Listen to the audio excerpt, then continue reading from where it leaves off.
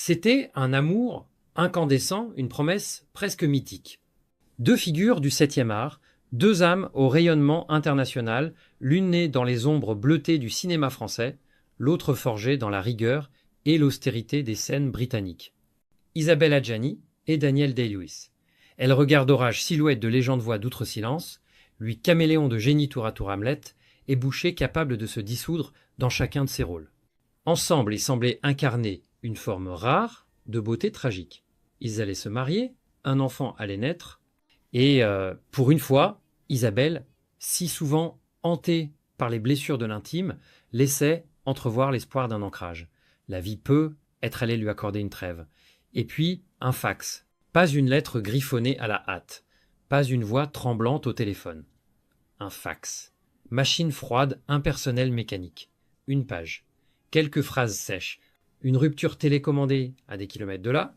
Daniel Day-Lewis, dans un dernier acte d'effacement, lui annonçait que tout s'arrêtait, qu'il ne viendrait pas, qu'il ne l'épouserait pas, qu'il la quittait. Elle, Isabelle Adjani. Et leur enfant encore dans son ventre. Un abandon glacial presque administratif. Une sortie de scène sans salutation.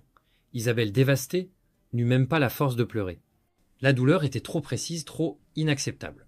Comment expliquer aux autres qu'on a été quitté? Par fax, comment admettre une telle humiliation sans s'effondrer? Le monde du cinéma vacille.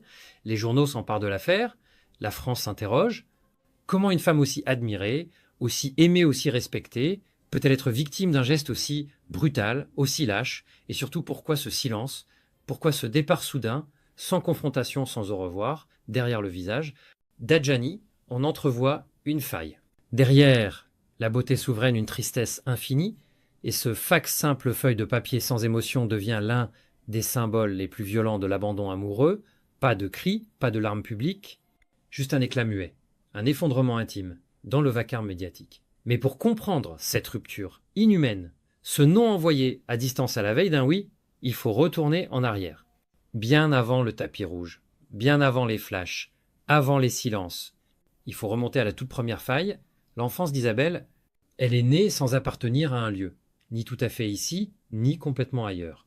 Isabelle Yasmina Adjani voit le jour le 27 juin 1955 à Gennevilliers, banlieue grise, aux marges de la capitale française. Dès le départ, elle porte en elle une fracture invisible, celle d'une double origine qui ne se fond jamais. Un père algérien kabyle, Mohamed Cherif Adjani, ancien interprète militaire, marqué par les déchirures de la guerre silencieux, distant, presque fantomatique.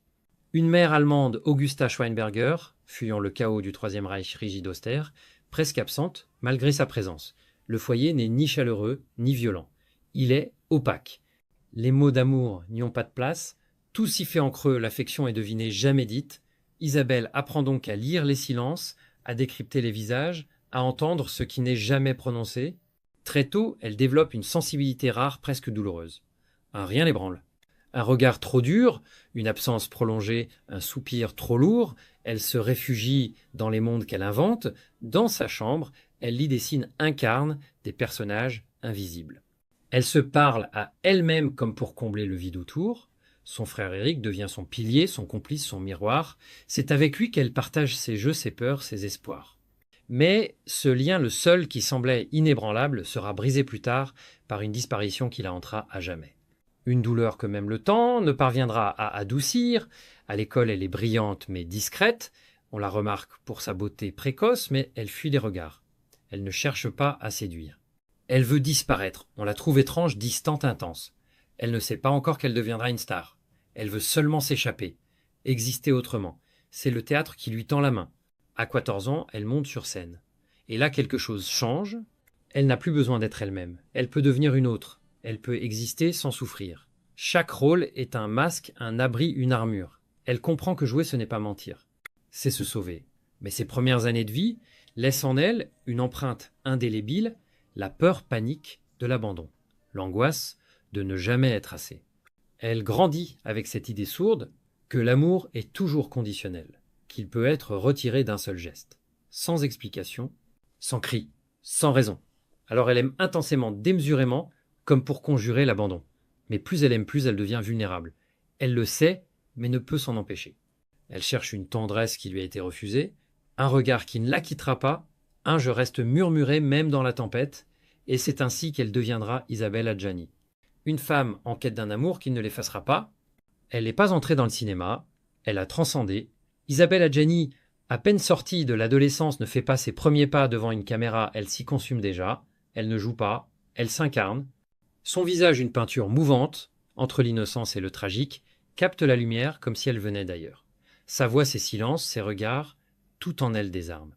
On ne sait pas si elle parle ou si elle saigne.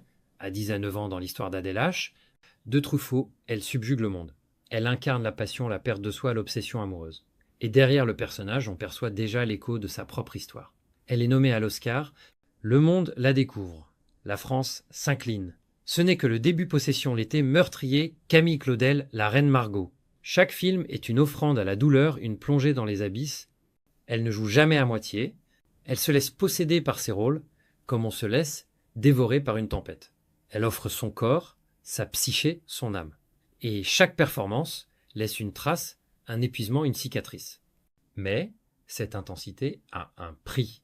Derrière les Césars, les tapis rouges, les robes à haute couture, il y a une femme qui fuit, qui s'épuise, qui doute.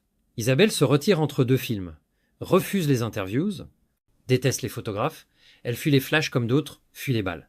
Pour elle, la notoriété n'est pas une récompense, c'est une exposition brutale, une violence symbolique. Dans un milieu d'hommes, elle ne se soumet pas, elle ne séduit pas pour exister, elle dérange. On l'a dit, capricieuse, complexe, difficile. Mais ce ne sont que les mots de ceux qui n'arrivent pas à la contenir. Elle impose ses choix, son rythme, ses silences. Cette solitude choisie devient peu à peu une prison, elle est adulée mais incomprise. On la célèbre mais sans jamais l'approcher. À force d'incarner des femmes blessées, elle devient malgré elle une figure du chagrin majestueux, une madone de la souffrance élégante. Dans les yeux du public, elle brille. Mais derrière ses paupières, il y a des ombres, des fatigues qu'elle ne dit pas, des déceptions qu'elle garde pour elle. Elle apprend à survivre dans ce monde qui l'applaudit sans jamais la voir. Et puis un jour, un homme entre dans son existence, un homme aussi fuyant qu'elle, aussi brillant, aussi écorché, un homme que l'on dit insaisissable. Il ne la conquiert pas, il la comprend, du moins c'est ce qu'elle croit. C'est là que commence l'histoire la plus douce et la plus cruelle de sa vie. Il n'y eut pas de coup de foudre spectaculaire, pas de photographie volée sur un tapis rouge, pas de révélation tapageuse dans les magazines. La rencontre entre Isabelle Adjani et Daniel Day-Lewis se fit dans un murmure, presque comme un secret que le destin aurait voulu préserver. Deux âmes singulières, chacune cernée de mystère, chacune portant ses propres tempêtes. Lui, l'acteur britannique, révéré pour ses performances radicales, sa méthode immersive, ses disparitions prolongées entre deux rôles. Elle, la diva française, au silence brûlant, au regard d'abîme. Ensemble, ils semblaient former un couple irréel, hors du temps, hors des codes. Au départ, leur lien est discret. Ils se croisent, s'observent, se reconnaissent. Il n'est pas dans les gestes spectaculaires. Il est dans les silences partagés, dans les dîners sans témoins, dans les conversations nocturnes, pleines de doutes et d'intelligence. Il y a entre eux une pudeur que peu comprennent, une forme de tendresse, retenue fragile, d'autant plus précieuse qu'elle ne s'affiche pas. Isabelle, d'abord sur la réserve, se laisse peu à peu gagner par cette présence étrange. Daniel n'est pas tactile, ni bavard, ni démonstratif, mais il est là. D'une manière silencieuse, presque spirituelle. Il la fait rire. Il l'écoute. Il ne juge pas ses silences, il les épouse. Et elle, habituée aux hommes qui veulent la posséder, découvre un homme qui semble vouloir simplement l'approcher sans l'emprisonner. Rapidement, leur histoire devient sérieuse. Elle traverse la Manche. Isabelle partage sa vie entre Paris et Londres. Elle s'absente des plateaux. Daniel fait de la place pour elle dans la mesure de ce qu'il peut offrir. Il est distant, mais fidèle. Elle est passionnée, mais inquiète. Ils vivent sur une ligne de crête entre confiance et fragilité, puis vient l'annonce. Isabelle est enceinte. Un bouleversement, un miracle, une promesse. Gabrielle Kahn. Ce prénom, choisi en écho à l'archange et au poète maudit, dit déjà tout de ce qu'elle projette dans cet enfant. Un espoir, une seconde chance. Le désir profond d'un avenir à deux, à trois. Autour d'eux, le monde bruisse. La presse s'interroge, flaire un mariage imminent. Certains proches disent avoir vu des faire-part discrets, d'autres évoquent des préparatifs à Londres. Isabelle, elle y croit, elle rêve, elle se projette dans un avenir où elle ne sera plus seulement la tragédienne sublime, mais une femme aimée, protégée, installée. Elle commence même à parler de lui en interview à demi-mot, comme si le bonheur avait besoin d'être préservé du bruit pour survivre. Mais derrière les apparences, une tension s'installe. Daniel, fidèle à sa nature, commence à disparaître. Parfois physiquement, parfois émotionnellement. Il s'enfonce dans ses rôles, comme on entre en transe. Il coupe son téléphone. Il ne donne plus de nouvelles pendant des jours. Isabelle comprend, mais elle souffre. Ce mutisme la ramène à ses peurs anciennes, celles de l'enfance. Elle commence à douter. De lui, d'elle, d'eux. Elle essaie d'en parler, de poser des questions. Mais Daniel ne répond pas toujours. Ou alors, à côté. Il ne nie pas son amour, mais il fuit la confrontation. Son silence devient une arme douce, mais tranchante. Isabelle, elle, s'efface. Elle tente de ne pas être trop émotive, trop fragile, trop demandeuse. Elle rentre dans une forme de soumission douce persuadée que l'amour consiste parfois à patienter, à encaisser à croire malgré tout. Autour d'eux, les amis commencent à s'inquiéter. Certains disent qu'il est instable, d'autres qu'il l'admirent mais qu'il ne peut pas aimer vraiment. Isabelle, elle s'accroche, parce qu'elle porte leur enfant, parce qu'elle a déjà trop perdu, parce que cette fois elle pensait avoir trouvé un port d'attache. Elle ne savait pas encore que l'homme qu'elle aimait allait bientôt lui tourner le dos, non pas en criant, non pas en partant, mais d'une façon que personne n'aurait pu imaginer. Un geste froid, à distance, imprimé à l'encre noire sur une feuille blanche. Tout semblait converger vers une lumière rare, un équilibre enfin, une promesse. Isabelle Adjani attendait un enfant. Les préparatifs d'un mariage discret élégant étaient évoqués. Un avenir à 2, à 3, se dessinait. Elle, souvent écorchée, avait laissé tomber sa cuirasse. Il, d'ordinaire, si fuyant, avait laissé entrevoir la possibilité d'un ancrage. Et puis, un matin sans cri, un matin comme un autre. Un sifflement mécanique métallique venu du coin d'un salon. Le bruit sec d'un fax. Une technologie déjà surannée, presque absurde. Isabelle ne s'en souvient pas tout de suite. Elle pense à un contrat, une note de production, un document anodin. Mais les mots qu'elle découvre sur le papier glacé sont tout sauf anodins. C'est pas un texte professionnel, c'est pas une phrase maladroite. C'est une décision froide. C'est un départ. Daniel Day-Lewis lui écrit qu'il ne viendra pas, qu'il ne peut pas continuer, qu'il ne se sent pas prêt, qu'il aime peu être, mais pas assez pour rester. Il l'a pas appelé, il n'est pas venu, il n'a pas attendu. Il a envoyé un fax, un rectangle de papier, une salve de lettres, sans voix, sans regard. Une séparation imprimée. Le choc est si violent qu'Isabelle ne comprend pas tout de suite. Le monde devient flou, le papier glisse de ses mains. Elle s'effondre dans le silence. Personne pour la rattraper. Personne pour expliquer. L'homme qu'elle aimait, qu'elle croyait différent, vient de la quitter avec la froideur d'un homme d'affaires. Elle est enceinte, seule, figée dans un appartement où tout avait été rêvé pour deux. Les heures passent, les larmes ne viennent pas, juste une sidération immense. Elle relit la page. Encore, mais rien ne change. Il ne reviendra pas. C'est fini. Comme ça. Et très vite le monde extérieur s'en mêle. Un murmure court dans les couloirs du cinéma français, puis dans la presse anglaise. Enfin dans les tabloïds. Daniel Day-Lewis quitte Isabelle Adjani par fax. La nouvelle devient virale avant l'heure. Les plateaux télé en plaisantent. Les magazines Pips en repaissent. On ne parle plus de l'artiste. On parle de la femme humiliée. La tragédie intime devient spectacle. Le drame privé devient anecdote nationale. Mais derrière les titres ironiques, personne ne voit. Personne ne ressent. Personne ne sait ce que cela coûte à une femme comme elle d'être ainsi abandonnée. Une femme qui a toujours protégé son cœur, comme on protège une cicatrice mal refermée. Une femme qui s'était crue pour une fois sauvée. Elle ne fait aucune déclaration. Elle ne répond à aucune question. Elle se mure, se referme, protège son ventre, son fils, à naître son silence. Car dans ce silence-là, il y a une douleur que même les mots n'osent affronter. À l'intérieur d'elle, c'est une guerre. Une guerre entre la honte et la rage, entre l'incrédulité et le chagrin, entre l'amour qu'elle ressent encore et le mépris qu'elle devine dans cet acte. Comment un homme si brillant, si sensible à l'écran athée, il put devenir aussi cruel dans la vie réelle? Il n'y aura pas de scène de rupture, pas de confrontation, pas de larmes partagées, il y aura un fax. Et une femme enceinte esselée face à l'absence. Gabrielle Ken naîtra sans père à l'horizon. Et Isabelle, cernée, épuisée, se lèvera chaque matin avec la même pensée. Il est parti sans me regarder une dernière fois. Aucun César, aucun rôle, aucun hommage ne pourra effacer cette sensation d'avoir été effacée. Non par hasard, mais volontairement. Le fax devient un symbole, pas seulement pour elle, pour toutes celles qui ont été quittées sans mots, sans explication, sans égard. Un abandon impersonnel chirurgical, violent dans sa banalité. Ce jour-là, Isabelle Adjani n'est plus seulement une actrice. Elle devient une figure, une légende d'un autre genre, celle de la femme trahie dans le silence, celle qu'on a laissée, celle qu'on n'a pas eu le courage de regarder dans les yeux. Il n'y aura pas de procès, pas de déclaration officielle, pas d'accusation publique, aucune lettre ouverte, aucun scandale juridique, juste un grand vide. Une béance silencieuse dans laquelle tout va se dissoudre.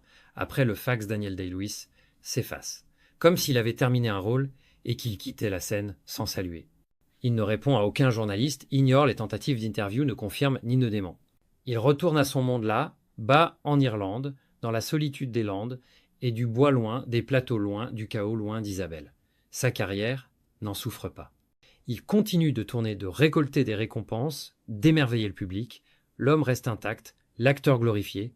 Isabelle, elle ne peut pas disparaître, parce qu'elle est visible, parce qu'elle est femme, parce qu'elle est enceinte, parce qu'on attend d'elle une réaction, une larme, un mot. Elle ne dit rien, elle encaisse. Le choc, le rejet, l'humiliation. Elle se replie, se réfugie dans une forme d'effacement maîtrisé. Elle refuse les invitations, décline les projets, annule les engagements. Ce n'est pas un caprice. C'est une nécessité vitale. Il faut survivre à l'abandon sans se dissoudre complètement. Pendant longtemps, elle ne parlera pas. Elle gardera pour elle cette blessure comme un talisman maudit qu'on porte sur le cœur. Elle élève son fils seul, elle refuse de se faire passer pour victime. Elle ne s'explique pas, ne s'excuse pas. Elle vit. Ou plutôt, elle tient debout. Et puis, des années plus tard, au détour d'un entretien, elle lâche quelques mots. Calmes, tranchants, précis. Elle confirme ce que le monde savait déjà, mais refusait de croire. Oui, elle a été quittée par fax. Oui, elle était enceinte. Oui, cela l'a brisée. Pas seulement en tant que femme, mais en tant qu'être humain. Elle ne pleure pas en le disant. Elle ne tremble pas. Elle constate. Comme on prononce un verdict après un long procès intérieur, elle dit c'était inhumain. Puis elle se tait. Pendant ce temps, Gabriel Kane grandit, enfant de l'absence et de la tendresse. Il porte le nom de son père, mais grandit dans les bras d'une mère qu'il aime assez pour deux. Il devient artiste, musicien, poète. Il écrit des chansons empreintes de mélancolie, de gravité. Il est beau, sensible, mystérieux, comme eux deux. Isabelle veille sur lui comme sur une terre sacrée. Elle ne dit jamais du mal de Daniel. Elle ne transmet pas sa douleur.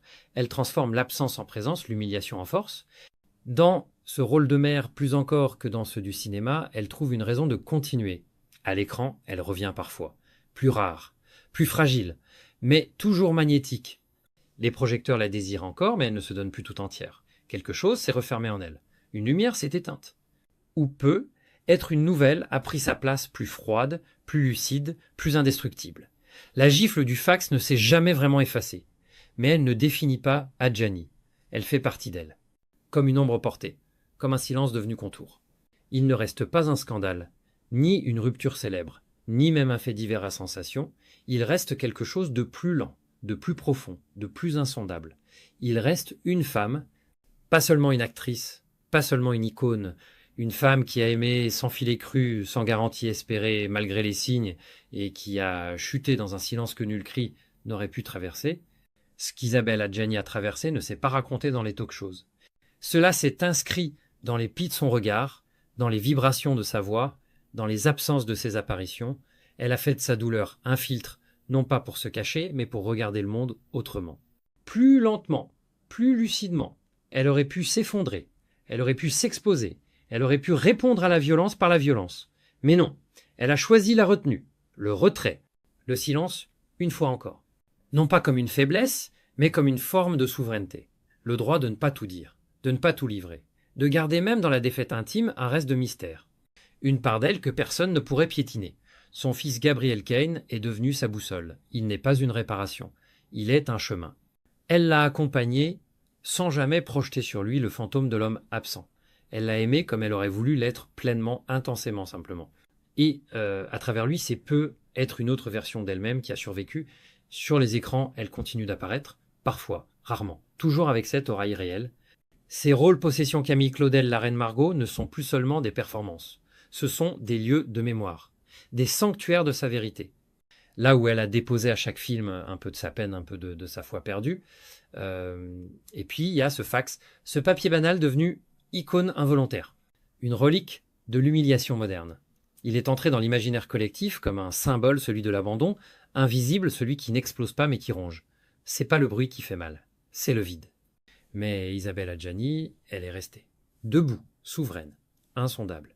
Elle n'a jamais été guérie, mais elle a transformé ses blessures en vestiges sacrés. Et être cela au fond le vrai pouvoir des femmes qui ne cèdent pas faire de la douleur un silence qui résonne plus fort que tous les cris.